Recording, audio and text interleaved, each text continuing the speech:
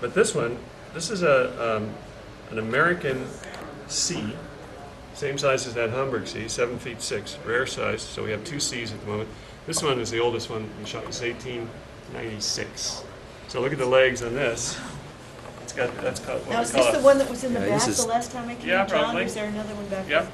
there? Yeah, this Look is at it. the legs of that. Well, this C is. I got dirty in this shot. I've been rolling around on the floor. This C belongs to one of our good clients. We've done several pianos for her.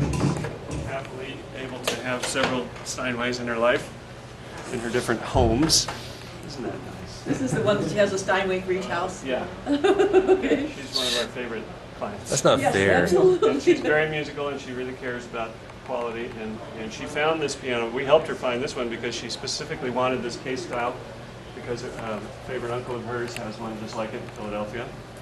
Not this big of a piano, but the same case style. So we found this one for her, and it was badly deteriorated, as you can see. I mean, you can look at the case and get an idea of how beat up this poor old piano was. But its musical restoration is, about 80% complete.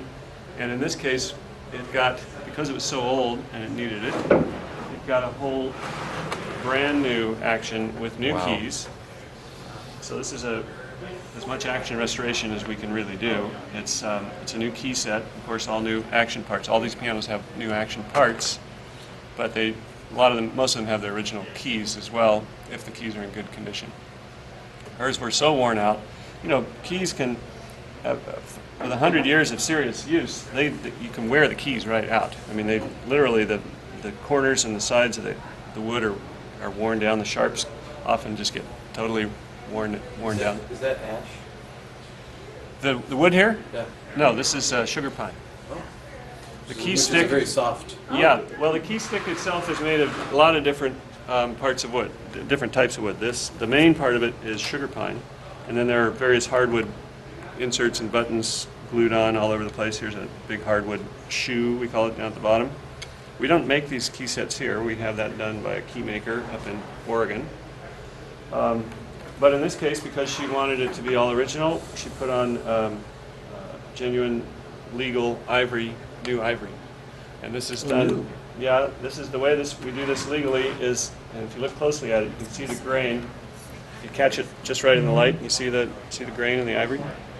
Oh, yeah. Can you see How do you it? do legal ivory? Yeah, sure. It feels good. And these, of course, are ebony sharps. There's no shortage of ebony. Grows on trees. But ivory, of course, there are all kinds of legal ramifications with ivory. But the way this is done legally is this is new material that's cut from old tusks. Oh, tusks that were already The tusks are here. documented to have been in the country since before the ban, the international ban, 1977. And the tusks come from museums, which provide an affidavit that it's been in their possession since before then, and that makes it legal. It's actually legal to buy and sell ivory in the country as long as it's pre-ban ivory. But some people strip old pianos of their old keys, bleach them, and Yeah, you can do that, but the trouble is this lengths, ivory so- all came from one tusk because they're like teeth. They have a color and a grain pattern that's individual, gorgeous. and so every ivory keyboard that you see, all that ivory came from one tusk. They never mixed and matched two different tusks on one. I've seen the yellowy and the white Yeah. on one keyboard. And so if you take the ivory off of an old keyboard and try and put it onto another one, first of all, it won't fit because the ivory is put on oversized and then filed and cut to match the actual key. And these keys, because these keys were once all one piece of wood and are cut with a bandsaw, they're all different sizes and shapes. They're not interchangeable at all from piano to piano, or even within the keyboard. You can't take this C and put it here; it won't fit. They're completely different angle. So for that reason, it's you can't get a successful and good-looking job from taking ivory off one piano and putting it on another. You can take ivory off, and we do that too, and save it and use it. If there was one chip, out of a perfect set, then we go through our collection and match as best we can the color, and the grain and the size to that. And that's what used ivory is useful for, but it's not useful to put on a whole keyboard. You have to use new if you're going to get a good result. And this is pretty beautiful, huh? Yeah. So this piano will go another 100 years. But, you know, old key sets, the difference is, well, in the other room, I want to show you. This piano is Lovely tune. it was just finished being strung, I think, in the last couple of days. And there are no dampers in it yet, so it's not even had its first shipping up to bid. You can tell it's going to sound great. That would be good in Phantom of the Opera. Yeah, that's pretty well. When you put new strings on, do you have to tune it a number of times before yeah. they'll stay? How many times, Thomas? Dozens. Wow. Yeah, because it keeps settling, keeps settling. Work with it, Yeah. 5 or 6, you know, and then by the time somebody wants to play it, 10 or 20. So Thomas is just installing the dampers back into this L, and then it's been tuned a few times, probably chipped a few times. Yeah, actually tuned it once. Yeah, and And it's the action's there. the action for this piano. Oh, good. We can look at it. Yeah, and it has original ivories, and you can see how they Yeah. swoop out. It's not quite, you know, they're not. This ivory has been used. You know, there's one little chip, another chip. We fix those with dental materials. Oh, yeah. That's Perfect, what yeah. they are. Yeah, it's teeth. Yeah. It's teeth. And you can see this key set is already a little worn. You know, if you look way out in the end, you can see the space between the keys. Yeah. And you look in the middle, there's more space between the keys. That's just wear.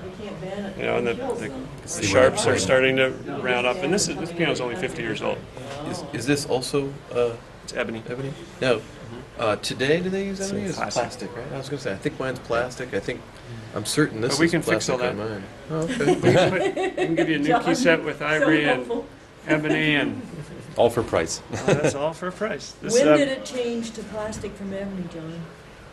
probably in the 70s, About the 60s, time. 60s Yeah, or the time when 70s. things went downhill. Yeah. You Well, know, about this- the time they banned the This is ivory. right. Yeah. This is post-war. This piano, but it's got ebony and ivory.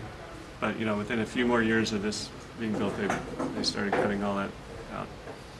And so this is a more of a typical action job without new keys, but all new action parts. And then we do. This is a good time to show you this, as long as we're standing here. Yeah, isn't that your waiting? John? Yes. You can see when I lift this up that the original key leads, you can see where they were. You see the holes Yeah. that have been filled. So the first thing that happens when a piano comes in is all the keys come out. All the lead that was put in at the factory to counterbalance the weight of the original parts is removed. And the keys are Refilled. filled. And then we're starting with a clean Clean slate, basically. Then once the new parts are installed and micro-balanced, that's the right word for this, because these parts have been balanced within 1/10 of a gram of their neighboring part. And we do that by adding lead to the molding, hammer molding. There's one right there. Soft as well. See a tiny little hole? Yeah. That's got a tiny little piece of lead in order to bring the weight of this hammer up to whatever spec we've decided it should be at.